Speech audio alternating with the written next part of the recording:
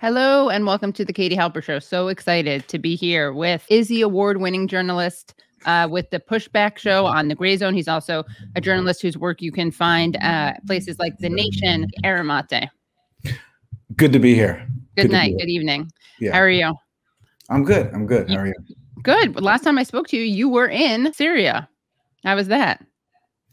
It was really eye-opening. I just got back a few days ago, and it was very, very eye-opening. You know, maybe a good way to start would be by just looking at, we're not going to do a big dunking, but actually just going through some of the points that have been made against you, because just so people know, and they probably do, Aaron went to Syria. You triggered some folks at the Young Turks. They made a video. There were some not nice things said about you.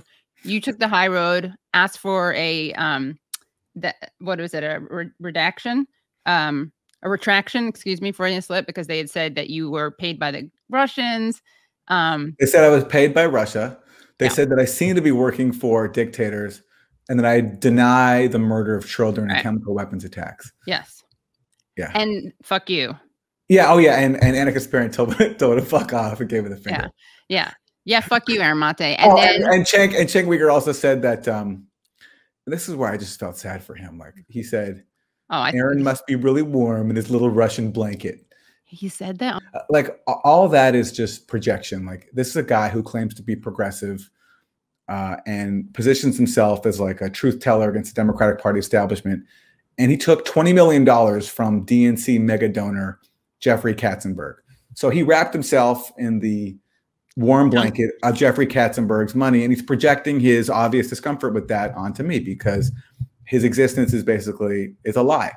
And when your existence is a lie, you're going to be hostile to people who actually embody the principles that you falsely claim to represent. So that's what I think that was. And it was like a mixture of, I was angry at being lied about, but also there was some pity there involved too. I felt sorry for these people that's where their mind goes so automatically. Well, I think, wrapped in, now I imagine Cenk wrapped in a little like donkey fur coat. I don't even know what donkeys have. But then there was no apology, but the video was disappeared. But what I think was interesting is that there was another video put up. And again, Aaron, you and I have often been on the kind of stayed above the fray for a couple minutes at least when it comes to these wars, right? And we kind of try to, relatively speaking, you certainly more than me, but not be like not make every single thing a force the vote war, right? Sure, totally. Yeah. Like when force the vote happened, it happened. I disagreed with those who were against it, but it was over. It didn't happen. You didn't not talk to Bray. It wasn't like that was not the hill that you decided to die. You didn't write all these other people off. You don't go around looking for stuff to own the Young Turks on. But sometimes it's important to review it, and it brings me joy. Look, I definitely made fun of them for Russiagate, because that was, because anybody who claims to be progressive and claims to be a journalist who bought into, I think, one of the biggest psyops in history, a straight up disinformation campaign aimed at, among many things, protecting the failed neoliberals who lost to Donald Trump by blaming Russia and their bots and email hackers. Anybody who falls into that deserves to be made fun of. And the Young Turks were a shining example of that. And I had a good time making fun of them. I never did segments about them or told them to F off, but I certainly made fun of them on Twitter because it's funny, and they deserve to be made fun of for that. Right. So when I say that, I'm bringing this up because it brings me no pleasure to play what I'm about to play. I actually think it's useful. We're not dunking on anyone in any inappropriate way. I think it's fair. I'm probably not going to take any liberties if I say that I don't think that the Young Turks regularly covers electoral politics of Syria. I don't think they had a report on this during the last elections. So I think I don't think they cover Syria, period. And to the extent they do, I think they do it to parrot establishment talking points. And to illustrate the absurdity of the segment we're going to watch, the U.S. right now is occupying 1/3 of Syria militarily in the Northeast. The explicit goal, as Trump said, is to take the oil. As another U.S. official said, named Dana Stroul, she now works for Biden. She's a top official under Biden at the Pentagon. She said that the goal actually is not just to fight ISIS, as the U.S. says publicly, but it's to own 1/3 of Syria and use the leverage that the US has in occupying 1/3 of its country and occupying a region where Syria's oil is, and also its wheat. It's the breadbasket of Syria. It's agricultural powerhouse, in Stroh's words, to use the US occupation of that, what she calls the US owning that part of Syria, as leverage to effectuate a political outcome in Syria that's in line with US dictates, which essentially that the government has to go. And it's also imposing these murderous sanctions that after helping to destroy Syria for 10 years with a multi-billion-dollar dirty war that, according to some estimates, cost the CIA over $1 billion per year, one of the most expensive in CIA's history. After helping to destroy Syria, leave it in ruins, as I saw firsthand, now it's imposing the harshest sanctions in the world under something called the Caesar Act. And so the Young Turks, I checked, has never done a single segment on these sanctions. And in this segment, Anna Kasparian, the host, claims that she has an anti-intervention ideology without even mentioning these sanctions or this military occupation. Yeah. So that's just an illustration of like where they're at with Syria. Right. And that's why it's awkward for me to comment on them, because I just think they're so ridiculous. Well, I think actually what's weirder about this is that I don't think they ever would have done this if you hadn't appeared on it and they didn't get kind of embarrassed by cursing you out. Right. And I guess I'm bringing that up because I actually think it tells an uncomfortable truth about the media, which is that we all have, there are egos all over the place. And, you know, in some ways I'd rather have egos be running the show than imperialism. But sadly, those things can like overlap. But I was just embarrassed because I mean, it was a ridiculous segment for many reasons, but let's watch some of it. Syria just held its presidential election, and unsurprisingly, Bashar al-Assad won his 4th term, which means he'll be serving another 7 years as the president of the country in what I'm sure was a totally free and fair election. I'm sure that there was no funny business going on, nothing undemocratic taking place. Now, of course, the truth is very different from that. I'm being incredibly sarcastic. But before I get to the details on what went down during this election, I want to be abundantly clear that as an individual who identifies on the left, you can both be against United States intervention or the United States meddling in these types of situations and also acknowledge when undemocratic behavior takes place. And that certainly is the case in the country of Syria. And I want to make the case. All right, pause it there. Pause it there. That's a good, we should always do that speed. Yeah. All right, so that's a good example. So what she's saying, this is a classic thing that people like this do, where they will claim to be anti-US intervention. They'll claim to be leftist, while simultaneously, in her case, in the case of this segment, omitting any of the most minimal facts about US intervention, the 10-year dirty war launched by the CIA, the US occupying 1/3 of the country, and the murderous sanctions that prevent it from rebuilding. Okay, imagine doing a segment about Syria right now, claiming that you're against intervention and not being able to name or acknowledge the most basic facts about the ongoing US intervention that is making Syrians' lives miserable. That's the first thing. So basically, this is a classic thing where someone will claim to be anti-interventionist while omitting any of the facts about it, and then proceeding to advance all of the current talking points that are being used to justify US intervention. So it's this cowardly thing of not wanting to own your actual position, which is simply, I'm going to be a useful idiot for imperialism and do exactly what the rest of the established media is doing, to the extent that it's talking about Syria at all. Yeah. And parrot all the talking points, create a straw man about, and reduce Syria again to, which is always the playbook, this one person, Assad, not a state full of people with different views. Reduce the state to this cartoonish portrayal of one person, as the US always done in every single target of regime change. Saddam Hussein, Muammar Gaddafi, you can go down the list. Because these dirty wars work by, basically obliterating the people who live in the countries that are affected by our policies. And that's what a segment like this plays into. I actually think there is a whole interesting discussion to be had about how does the left do this, right? How do we walk and chew gum at the same time? I think they even said that. And how do we oppose regime change? And also, to what extent can we have a discussion about what needs to be done there? And if that's happening, how much does that need to be actually, just supporting the people back there? Blah, blah, blah. There's a whole, but it's very simple. But it's very simple. Like, what can I say? First of all, the first thing to recognize is actually none of our business. We don't invite Syrians to get involved in our election and comment on it. We don't look to Syrian analysts for their analysis of the U.S. election. So first of all, it's none of our business. I mean, yes.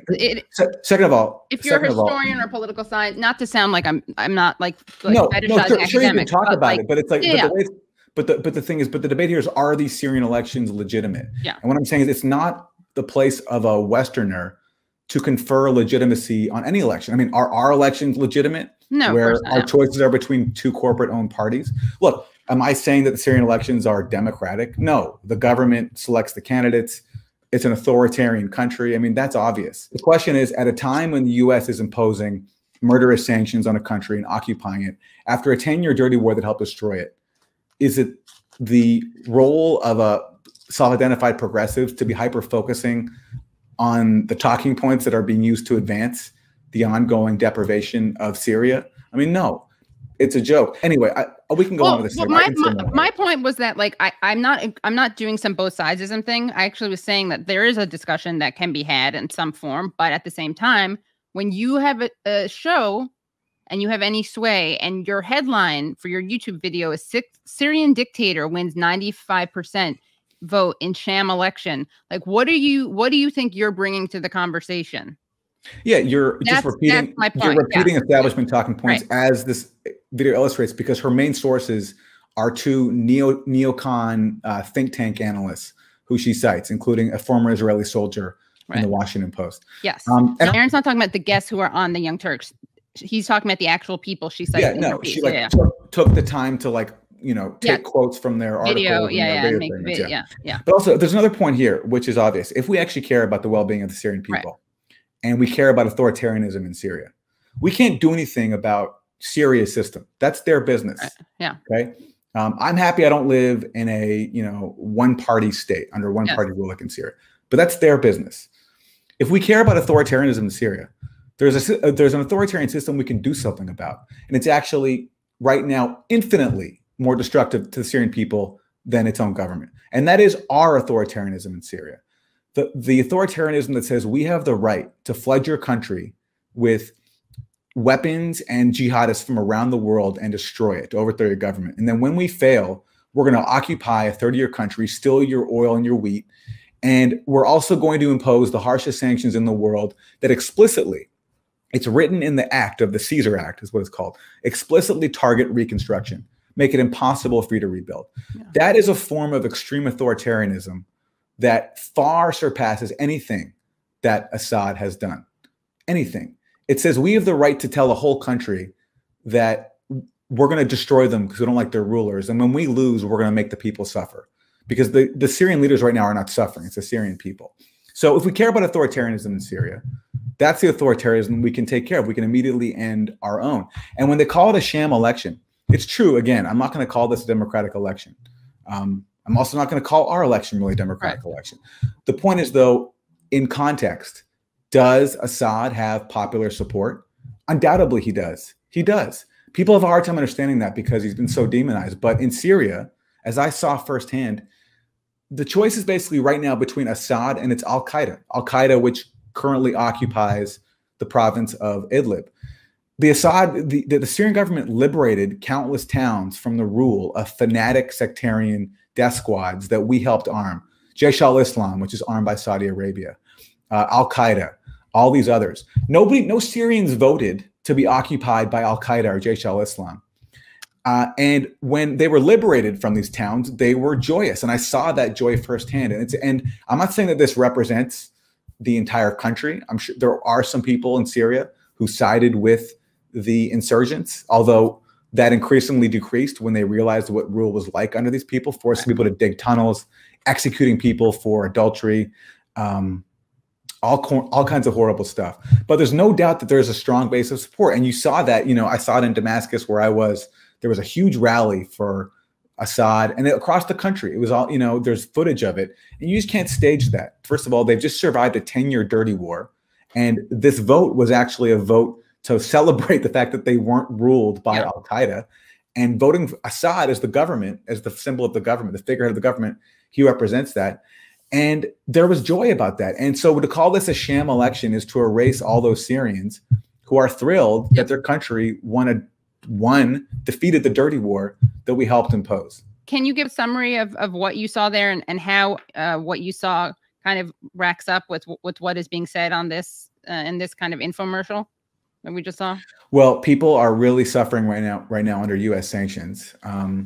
Unfortunately for me, I wasn't able to get the access that I wanted. I want to go to hospitals and interview doctors who, according to the UN Special Rapporteur on Sanctions, Elena Dohan, who, again, if outlets like the Young Turks cared about Syrian people, they would interview people like Elena Dohan, who wrote a great report calling the U.S. sanctions on Syria illegal and saying that, documenting how they're hurting the Syrian people. So according to her, hospitals are lacking medical parts because they're banned under U.S. sanctions. So I wanted to go and report on that, but I was denied permission actually by the Syrian government. And the people I'd hired to translate for me didn't want to do anything without, in a hospital without permission. So I wasn't able to go and document that. But from what I heard, that's the reality, that, hospitals lack vital parts, that they lack, especially for lower income people, they lack vital cancer medicines. For richer people, it's fine. That's always the case in countries that are targeted by U.S. sanctions.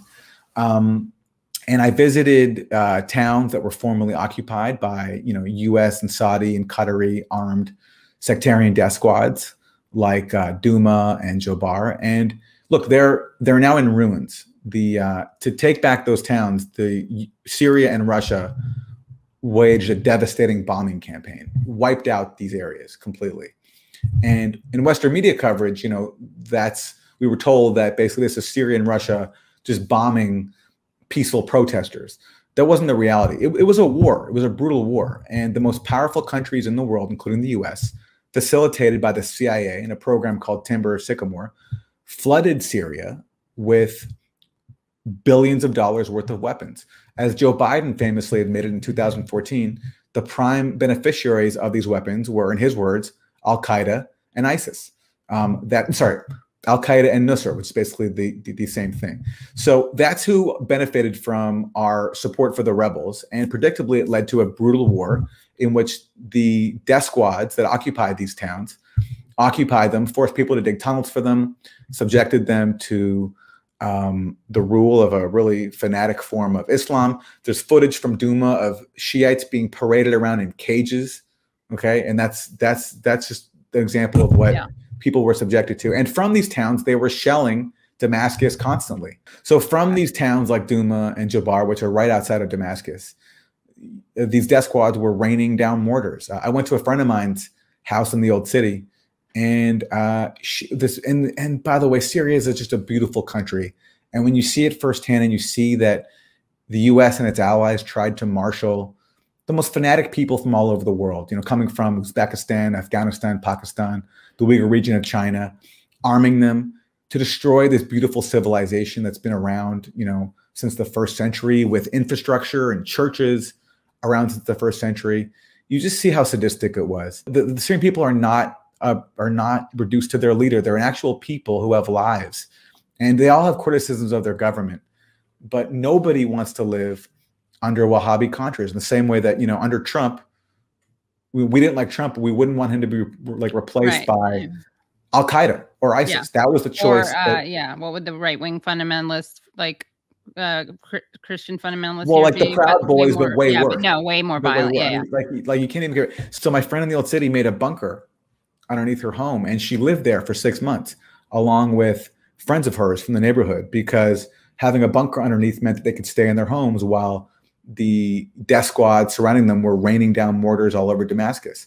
And the criticism of people in Damascus is that the government actually didn't bomb those towns fast enough, that that life was difficult for them. Although I also heard that actually overall life is really harder now, because while mortars would each day hit a couple of areas, right now the US sanctions are hitting all of Damascus. So fuel prices are massively inflated.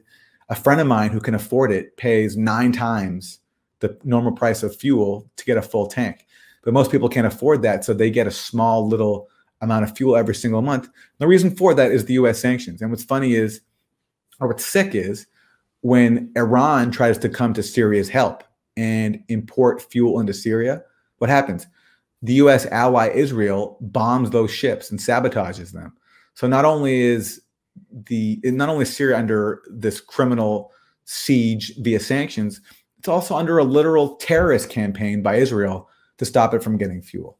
And so that's the context that is missing from all these sermons about how Syria had a sham election. It's just such a joke. It's such a joke.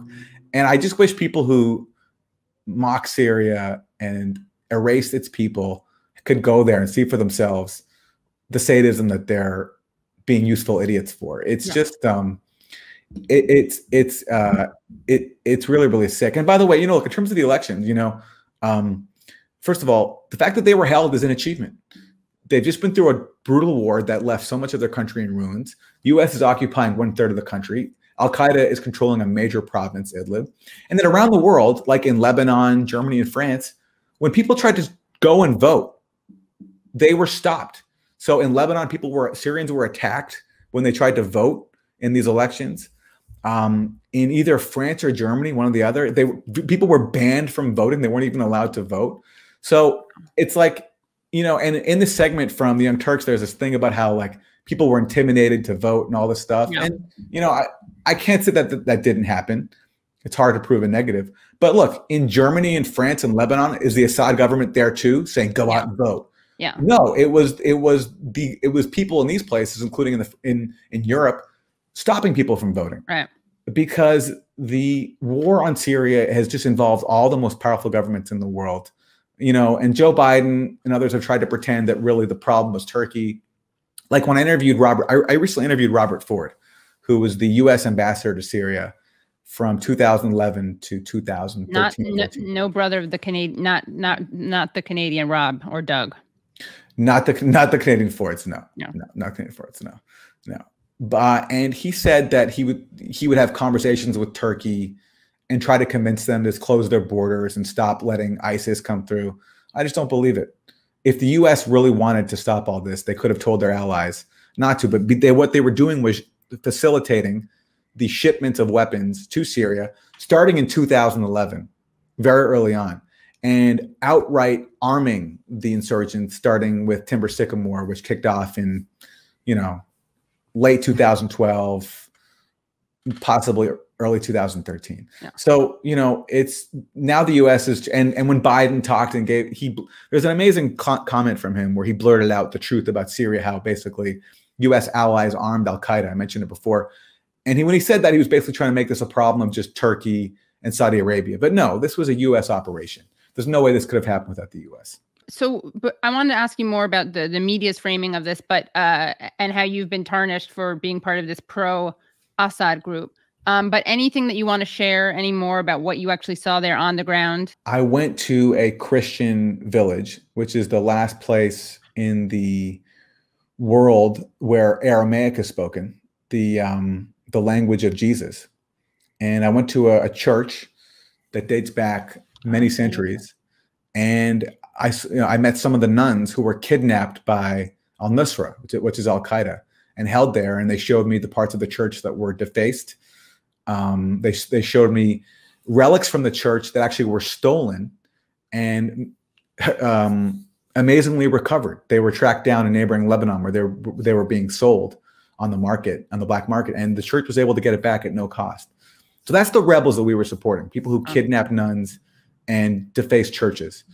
And, I spoke to people who actually were still too emotional to speak about what they went through, what happened to their children being injured in mortar fire from the death squads that we supported. I went to Yarmouk, which is a Palestinian refugee camp that's now in large part in ruins. And it's a sad story because, there are factions in that camp that took the side of the opposition. And that led to this just senseless war that left the camp in ruins. I mean, it really escalated when ISIS occupied the camp and used it to shell and attack neighboring Damascus. And that triggered this brutal bombing from Syria that destroyed the camp. And they told me stories about how, the people who were in the camp being basically bought off. Because by the way, look, already 2 years into the war, Qatar was bragging that it already spent $3 billion.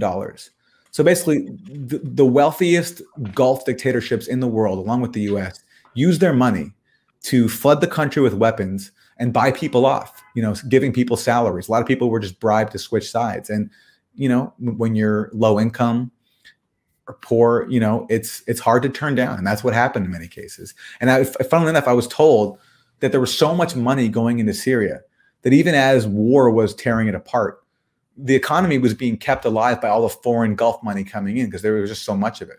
You know, people getting a lot of money to switch sides and using that money to buy goods. So funnily enough, like the dirty war money helped keep Syria's economy alive, which is now, all that money is now gone because the dirty war is over. Now it's just sanctions. But that's just one of like the sick developments that happens when a country is being flooded with weapons and fighters in a dirty war. This is, if you're just joining, we're talking about Aaron's trip to Syria, and also the way that covering Syria has been kind of is now a punishable offense. Like you're deemed a sadist, a toady, right? And I just wanted to point out, just this very headline again: Syrian dictator wins vote, like in 95% sham election. What do people think the effect of that is on the masses here watching? Like, do people actually think that someone watching that and seeing that headline is going to be like, well, U.S. intervention is bad, but duly noted that there's a dictator who's winning sham elections? Like, obviously, this is helping, whether or not it's the intention, this is going to be helping make Americans that much more war ready. Yeah. And by the way, look, when you dismiss Syria as a sham election, you have to say compared to what? You know, we've already compared. Do we have legitimate elections in the U.S. where corporations own both our parties and any legitimate challenge like Bernie Sanders is constantly undermined? No. Do our quote unquote allies in the region, the dictatorships who helped destroy Syria, Saudi Arabia and Qatar, do they even hold elections? No, they don't. Does Egypt, our ally there, Sisi, have a legitimate election when he wins 97% of the vote and no one's even allowed to run against them? By the way, one of Assad's opponents in this election is a former political prisoner in Syria who was jailed for many years. I interviewed him. Oh, and what separates him from the approved Syrian opposition in this country, the ones who get quoted in the U.S. media, is that he opposed the dirty war. He was a patriot. He doesn't like Assad. He thinks the Assad government is corrupt. He thinks that Syria could be run better. But he is a patriot in the sense he doesn't want to see his state destroyed. And anyone who takes that position is basically ignored in U.S. media and even declared an Assadist. Like by the standards of the U.S. media, a guy who was jailed as a political prisoner in Syria, and there are many political prisoners in Syria, by the way. There's no denying that. You know, a lot of people, it's a police state, tightly controlled, and people go to prison for challenging the government. That has happened. But, you know, according to their standards, this guy who actually went to prison would be an Assadist. And what all those people are who adopt this position are, what they are, as I often say, they are sadists. They are a sadist. If you support strangling a country and its people for the crime of being a disobedient state, that's what it was. And then there's another thing that another argument made, which is that you went with some pro-Saddam group. So pro-Assad group. Sorry, pro-Assad. I keep saying, you know, because I'm as much an Assadist as I was a Saddamist, by the way. Let me just go back to that one clip because I think it was an interesting moment. You should definitely look into them yourselves. In 2017, the association paid together. Well, you read into it a little more and you find out that the group that put this whole— Can you guys hear? International— Is the audio playing? Yeah. Okay, great. Delegation together is the Syrian Solidarity Movement, Syria Solidarity Movement. And they're under this umbrella of something called the Association for Investment in Popular Action Committees. And just to give you an idea of who they are, and you should definitely look into them yourselves, in 2017, the association paid U.S. Representative from Ohio, Dennis Kucinich, $20,000 to attend a conference of the Pro-Assad European Center for the Study of Extremism in London. The association has been described as a pro-Assad group. Kucinich then later returned the money after reports of the association's support of Assad. So the group that put this international delegation together, the election monitors essentially, is a pro-Assad group. They get sold to the American people as just this anti-imperialist group, anti-war group. But you've got to look at the individuals in the steering committee for this group, and they're pretty transparently pro-Assad. And so be careful of that type of intentional propaganda meant to bolster Assad as some sort of democratic and popular leader in Syria. That's just not the case. Yeah, from our paid vacation in Damascus and from our hotel rooms, when we finished the second course of the meal, I looked out the window and things seemed pretty cool, you know? And I just signed a statement about imperialism, yada, yada, yada, continue my free trip to Syria. Cool. Like the word somewhere. Let's stop it there. Okay. I mean, I don't know if they realize how offensive what they're saying is. First of all, while doing a segment that credulously cites neocon think tankers who whitewashed the dirty war on Syria and the sanctions, okay? Now they're attacking a group of peace activists. And Anna has that line about look up who these people are. I'll tell you who one of those people is. His name is Empo Masemola. And he is a South African political prisoner.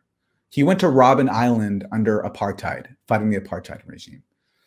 So that's just an illustration of the kind of people who Anna Kasparian is trying to disparage. Someone who gave up their freedom to fight apartheid. And the rest of the group are a bunch of great people who I was fortunate to meet, peace activists in the US who are opposed to imperialism. So you do a segment, you cite neocon think tankers, you attack leftists, and you completely omit the US occupation of Syria, the US sanctions on Syria, and the US role in the dirty war in Syria. It's such a parody. And then the other host says that people were just in their hotel rooms observing, okay? We actually went many, many places. I accompanied them to many, many places around Damascus, including around the city on election day, around many people. But do they get the irony of saying that while they're sitting in their living rooms and studios in California or wherever they are? So you're mocking people for going to Syria and claiming that they only stayed in their hotels while you're saying this from your living room in Los Angeles. It's like, it's such a joke. And so thank you for highlighting this, because it's really important. And one of the casualties of the many casualties of the Syrian civil war, of the many lives lost, one of the casualties has been the truth. Yep. And so just try to talk about Syria in a nuanced way on the internet. You'll get called a warmonger. I've been called that. Anna's been called that. Dr. Ritchie will probably be called that by the end of this. Wait, hold on. But you'll also be called like a paid Russian stooge. So yeah, well, I think there you go. But so one again, and this is sort of where internationalism, you guys, we were told to sort of stay in our lane because if you raise questions about this election, you're a warmonger, and it's complicated. So we kind of like bow our heads and we're like, all right, well, I'll let the experts talk about that. Well, the experts don't know what they're doing either. These so-called experts, right? Well, who are the so-called experts that you're questioning? I mean, I don't even see any experts. It's not like anyone in that room writes about this or covers this. And no offense, I don't either. I'm not an expert. Sure. I farm it out to people who I consider experts. Yeah, this is called doing a straw man to try to sound insightful on a topic you have no idea about. Nuanced cuckery. Again, hats off to Anna for just talking about this, and for sure, do your own reading. And also know that sources out of Syria, the same reason they would want to vote for Bashar al-Assad so that they will not have the force of the state, of a militarized police state down on them, is the same reason why they wouldn't want to necessarily speak out to journalists, and why journalism is so hard to do. Independent journalism is so hard to do in Syria, because sources don't want to stick their neck out because they want their lives. Yeah.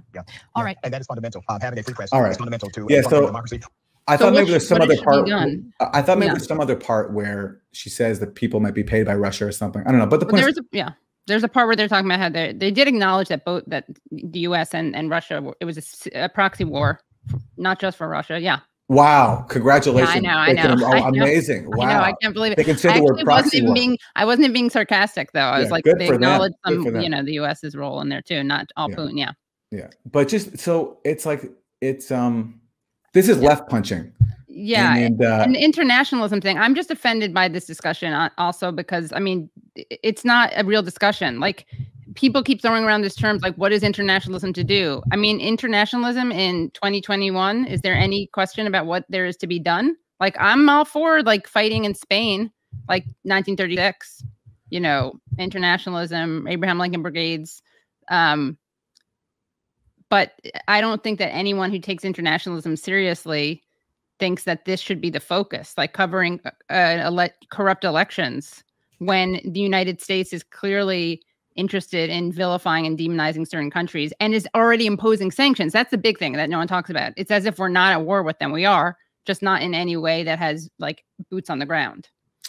Our acceptance of our dictatorship is so strong, and people calling themselves leftists have internalized it so profoundly that they can't even bring themselves to mention, not once in this entire 20-minute segment or in any of their other coverage that I've seen, the fact that we're imposing the harshest sanctions in the world that are causing long bread lines, denying Syrians their own food, making life miserable for people who have already suffered a 10-year war. That's how much we've internalized our own dictatorship. So the irony of people trying to lecture somebody else about a dictatorship and calling other people a sham. The sham is the fact that an outlet like this can call itself progressive or consider themselves journalists, if they even do. I don't know. That's the sham. Any questions that you want to take from viewers? Any final responses? I mean, I think that this video, I can watch it later. I don't want to waste your time responding to all of it, but I guess the two big points are that basically what your takeaway is, both what you saw on the ground is not exactly, I mean, you yourself said that it was creepy. There are a lot of Assad photos. There's nothing that I don't think newsworthy about that, though. And I'm not. Look, there were a lot of Assad. Yeah. But again, you know what? I don't want to actually disparage it, because again, to people who've just lived through a war where the alternative is living under Saudi armed fanatics. Yeah. Assad is understandably a hero, because he's the face of the government that liberated those towns. Right. And people can't process that thought, because Westerners have been so bombarded with propaganda aimed at demonizing Assad. This is always the case. Again, even though we've lived through the Iraq War, we lived through Libya, this happens. It's the same playbook every single time. In the name of human rights, we have to go and destroy a foreign country and stop it from this bloodthirsty dictator. In the case of Iraq, I mean, there was truth to it. Saddam did commit huge atrocities against some people. In the case of Assad, the atrocities that Syria and Russia were committed in the process of defending their country from a war. So if you're actually opposed to Syrians' atrocities, then you should oppose the war that they were fighting and defending their country against. The alternative was letting their country being taken over by, as John Kerry privately admitted, ISIS. There's a leaked conversation with John Kerry. I'll try to find it and send it to you. You can play it. Where he admitted that the reason Russia intervened in Syria was because they didn't want a Daesh government.